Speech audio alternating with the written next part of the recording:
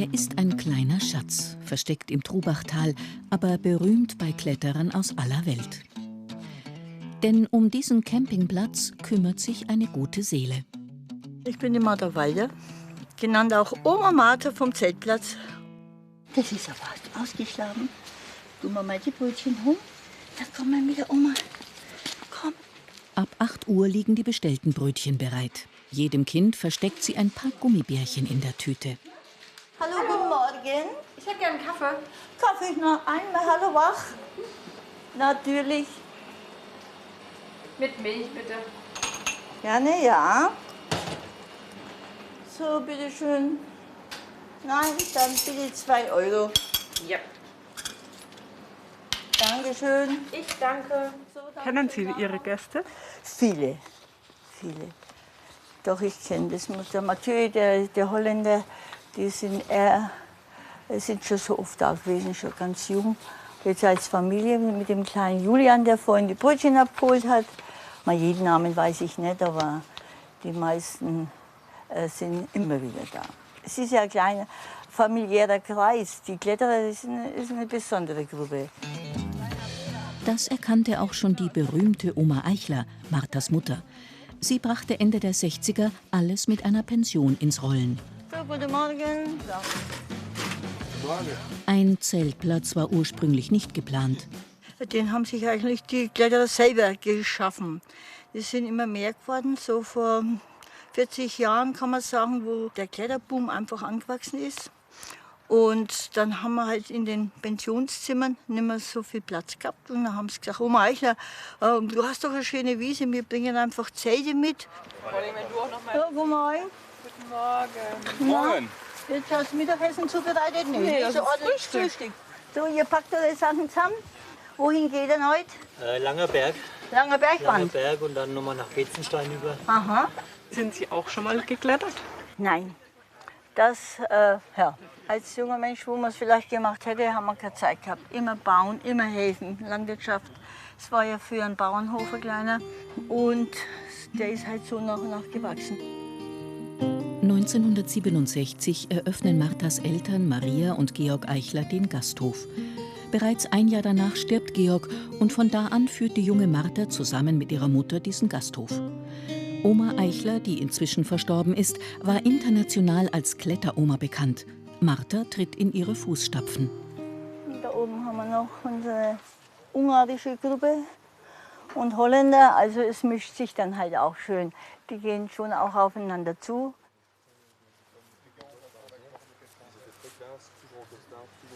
Hallo, guten Morgen. Eine Boys aus Frankreich. Schön, ich freue mich. Wie gefällt es euch hier im Trubachtal? Ja, Jetzt am zweiten Tag. Welchen Felsen habt ihr euch ausgesucht? Wohin möchtet ihr? Klagemauer. Klagemauer. Oh, Ja. Polder. Ja. Mhm. Das ist nicht so weit weg, das Nee, ist nee. toll. Habt aber sind aber schwere Routen. Ne? Ja. Na, sehr schön. Also dann wünsche ich euch einen schönen Tag. Hm? Bis heute Abend. Ja. Tschüss. Wir haben sie kennengelernt, als wir hier angekommen sind. Und sie war also mit uns sehr, sehr freundlich und sie ist sehr hilfsbar. Also. Und man sieht sie immer im Camping, also sie geht immer hier rum. Also sie passt schon auf. Ne? Freilich. Da schön langsam. So ist brav, ne? Das gehört jetzt mir. Ja. Während die Kletterer am Felsen sind, nutzt Oma Martha die Gunst der Stunde für ihre Köstlichkeiten. Auch ihr Tagesablauf ist ganz schön sportlich. Dafür klingelt der Wecker. Dann wird im Bett geturnt. Bauch, Beine, Po, bisschen, bis die 7 Uhr Nachrichten kommen. Und dann springe ich raus nach den Nachrichten. Und dann geht's im Trab den ganzen Vormittag. Unterstützung bekommt Oma Martha von ihrer Familie und Mitarbeiterin Alex, die sie liebevoll ihr Heinzelmännchen nennt.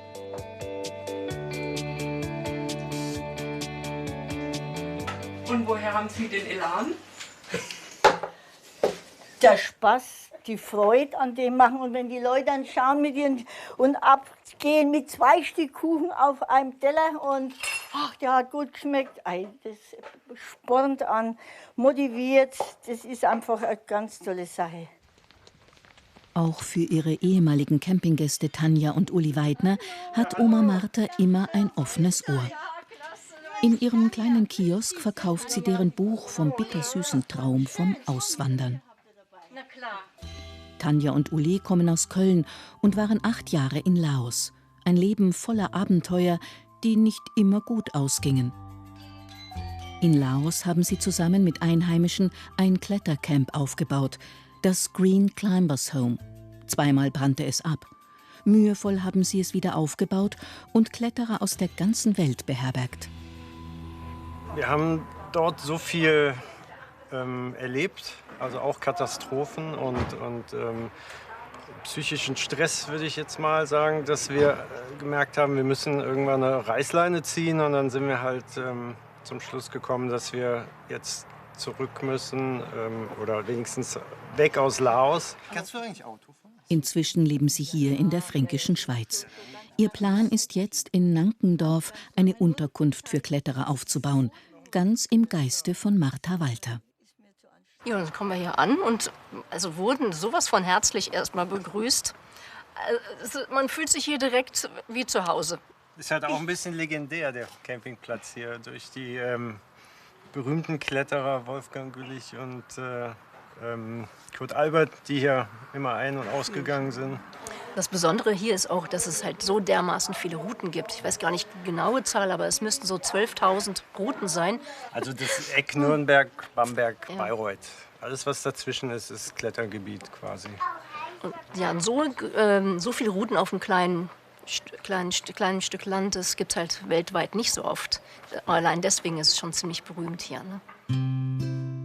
Auch wenn Oma Martha selbst nicht weit gereist ist, sie holt sich einfach die Welt zu sich nach Hause und lauscht am liebsten den Geschichten ihrer Gäste. Das sind die Australier. Waren auch noch viele Japaner da. Das waren 2 Schweden. Das ist auch eine ganz tolle Erinnerung. Der schreibt Comicbücher übers Klettern. Dass es allen gut geht, liegt Oma Martha sehr am Herzen. So kommt es auch vor, dass sie abends mal mit einer Wärmflasche vorm Zelt steht.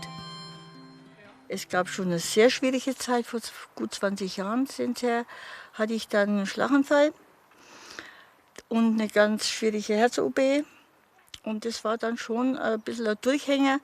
Aber ich habe mir da die 3 Monate, die ich da in Kliniken verbracht habe, das war die schlimmste Zeit eigentlich. Und da ist mir es wirklich bewusst geworden, Mensch Martha, wenn du wieder arbeiten kannst, dann mach weiter, wie es vorher war.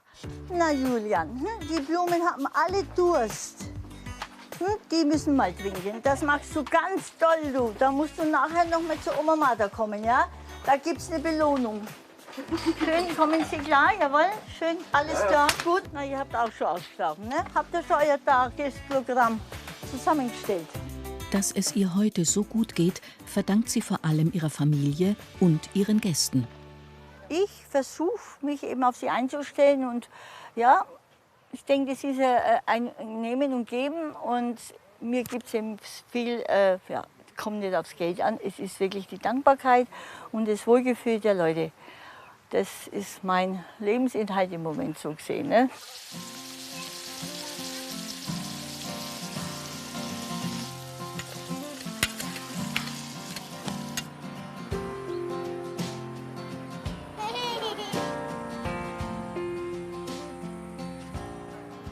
Habt ihr schon Felsplanung betrieben? Noch nicht. Noch nicht? Aber schon schön hierher zu kommen, sieht man mal was anderes. Ja. Also es lohnt sich immens, Durbachtal zu kommen. Weil es manchmal gar nicht viel braucht, um glücklich zu sein.